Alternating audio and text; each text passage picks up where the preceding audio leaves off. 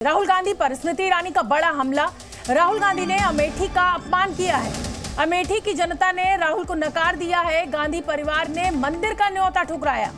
उनमें अमेठी से लड़ने की हिम्मत ही नहीं है। ये स्मृति ईरानी अमेठी पहुंची हुई हैं और वहां पर उन्होंने ये कहा कि राहुल गांधी ने अमेठी का अपमान किया है, राम मंदिर के न्योते को ठुकरा दिया है। सुन लेते हैं एक बार।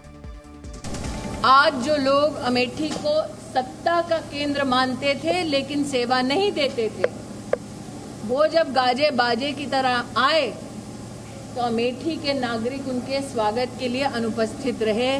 उन्हें प्रतापगढ़, सुल्तानपुर से लोग ढोकर लाने पड़े। रहना था दिन भर, कुछ लम्हे बिताकर यहाँ से गुजर गए। इतनी तो क्या बेरुखी अमेठी से, लेकिन निश्चित रूप से लोग ये भी नहीं भूले कि जब इसी व्यक्ति ने वायनाड में उत्तर भारत और विशेषतः अमेठी के बारे में बात कही कि यहाँ के लोगों की समझ ठीक नहीं है, तब से लेकर अब तक अमेठी आक्रोशित है।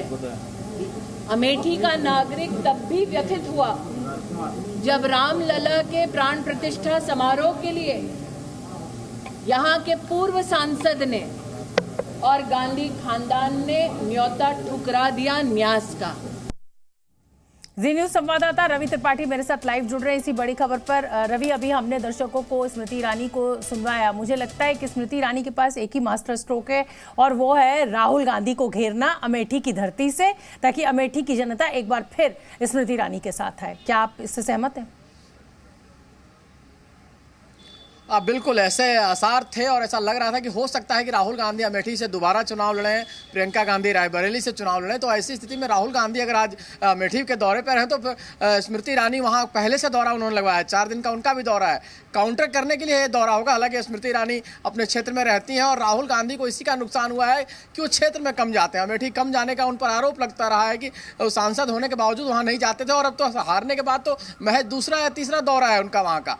तो वैसी स्थिति में उनको अटैक करने का मौका मिल जाता है और जाहिर से बात मौका मिलेगा, क्योंकि अगर संसद सदस्य कहीं का हो, बड़ा हाई प्रोफाइल भी हो, तो उसको अपने इलाके में जाना चाहिए और नहीं जाने का नुकसान राहुल गांधी भुगत चुके हैं। तो स्मृति ईरानी अपने अटैक के लिए जानी जाती हैं, लेकिन राहुल गांधी को ऐसा लग रहा है और कांग्रेस को एक फीडबैक मिला है कि 5 साल में एंटी इनकम्बेंसी स्मृति ईरानी के खिलाफ भी बढ़ी है। तो कहीं ना कहीं उस एंटी इनकम्बेंसी का फायदा कांग्रेस पार्टी उठा सकती है, क्योंकि गांधी परिवार का राजनीतिक जमीन है अमेठी।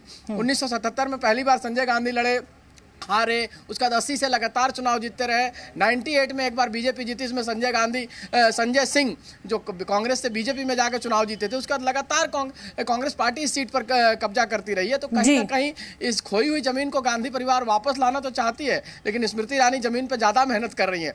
ये लड़ाई जमीन की है, इनकी राजनीतिक। बिल्कुल रवि, आप मेरे साथ बने रहिए। इस समय एक बड़ी खबर आ रही है, अपने दर्शकों को बता दें। राहुल गांधी के पहुंचने से पहले अमेठी में बवाल मच गया है। कांग्रेस और बीजेपी कार्यकर्ता आमने सामने हैं। दोनों ओर से जमकर नारेबाजी होती हुई सुनाई दी। पुलिस के दखल के बाद ये पूरा मामला शांत हुआ है। ये देखिए तस्वीरें आप।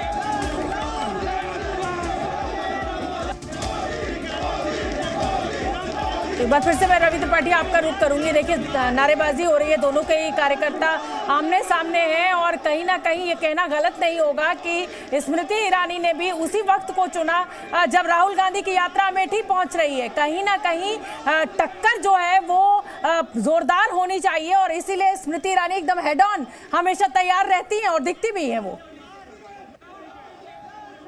बिल्कुल बिल्कुल, स्वभाव से भी वो छोड़ती नहीं है किसी चीज़ों को, तुरंत काउंटर करती हैं। जो आप जानती हैं उनके स्वभाव को, आप भी बेहतर तरीके से जानते हैं। मुझे 2014 का चुनाव याद है और उसके बाद लगातार स्मृति ईरानी का दौरा याद है, क्योंकि हारने के बाद जब स्मृति ईरानी पहली बार गई थी तो मैं गया था और एक और हमारे पत्रकार गए थे और उसी रैली में स्मृति ईरानी ने ऐलान किया था कि अब जो रेक है वो लखनऊ के बजाय अमेठी में भी रुका करेगा। जो ट्रेन से रेक आता है, जो किसानों के लिए खाद का रेक आता है, और वो ऑफिशियली अनाउंस उस तरीके को अपनाया गया था जो संजय गांधी ने कभी 77 के चुनाव में अपनाया था। उन्होंने वहां पे जनसभा के दौरान लोगों से कहा और उसी समय रेल मंत्री से बात कर रेल को रोकने का ऐलान किया कि अमेठी में रेल रुका करेगी। सीधा सीधी हुआ। तो उसी फॉर्मूले को ऑप्ट करके वो लड़ती हैं। तो कहीं ना कहीं गांधी परिवार, लेकिन रवि भले ही राहुल गांधी अमेठी पहुंच रहे हैं, गांधी फैमिली की ये पारंपरिक सीट रही हो, पकड़ रही हो, जमीन रही हो, सब कुछ ठीक है, लेकिन एक झटका आज राहुल गांधी को लग गया है। अखिलेश यादव ने कह दिया है कि भाई जब तक आप सीटों के बंटवारे पर बात नहीं होगी, सीटों की संख्या तय नहीं होगी, होगी तब तक हम यात्रा में शामिल नहीं होंगे। कुल मिलाकर अब क्या माना जाए कि इंडिया गठबंधन सिर्फ नाम का है, बंगाल गया, दिल्ली गया, अब उत्तर प्रदेश में भी वही लड़ाई? बिल्कुल बिल्कुल, आप कहते हैं, आप कहा भी जाता है कि जब आप कमज़ोर होते हैं ना तो सब लोग आपकी परीक्षा लेते हैं। तो कांग्रेस पार्टी की कमजोरी का फ़ायदा तमाम पार्टियां उठा रही हैं। आप जान रहे हैं कि कांग्रेस पार्टी की स्थिति ये है कि भाई ममता बनर्जी कहती हैं कि आपको सिर्फ 2 सीट पर हम देंगे 42 में से, केजरीवाल कहते हैं कि 7 में से हम सिर्फ 1 सीट देंगे, ट्वीट करके एक्स पर लिखते हैं अपने अखिलेश यादव कि हम सिर्फ 11 सीट कांग्रेस को देंगे। तो ये कांग्रेस की कमजोरी का उनके अलायंस पार्टनर फ़ायदा उठा रहे हैं। हालांकि गलती इसमें कांग्रेस की भी है कि जिस तरह से उन्होंने गठबंधन बनाया, नीतीश कुमार को लाए, उनको रोक नहीं पाए। तो जिन पार्टियों को आप एक साथ लाते हैं उनको रोकना पड़ता है, उनके लिए आपको फॉर्मूला बनाना पड़ता है, उनके लिए एक प्लान बनाना पड़ता है। अगर आपका प्लान नहीं है तो प्लान नहीं होने पर बीजेपी का प्लान ए और प्लान बी और प्लान सी सब तैयार रहता है। तो आप अपनी गलतियां करते हैं, वो फायदा उठाते हैं और आपका घर ही मजबूत नहीं है। देखिए यहाँ तक कि प्रियंका गांधी यात्रा में नहीं गई, इस बात को लेकर सवाल खड़े हुए कि प्रियंका गांधी ने कहा था कि मैं यात्रा में शामिल होंगे। हालांकि कहा जा रहा है कि हो सकता है रायबरेली वो यात्रा में शामिल हो जाए, उनकी तबीयत ठीक हो गई है। तो जब घर ही ठीक नहीं है तो बाहर वालों से क्या उम्मीद कीजिएगा आप? बिल्कुल सही, बिल्कुल ठीक है रवि, बहुत बहुत धन्यवाद आपका इस पूरे अपडेट के लिए, इस पूरी चर्चा के लिए। जी न्यूज़।